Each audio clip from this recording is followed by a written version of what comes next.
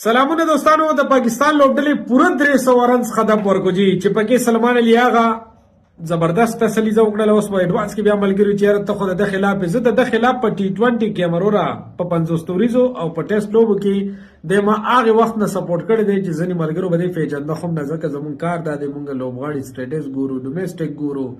چیرې کم لوبغاړي فارم کې روان دي نو هغه وخت ویډیوګان دا زما کتلې شی مونږ بلګیو خو د ټیسټ او د 50 ستوریزو لپاره او یو واری بیا 50 ستوریزو کې خپل صلاحیت شو کړلو نو 50 ستوریزو کې تر نن تاریخ پورې ما بده باندې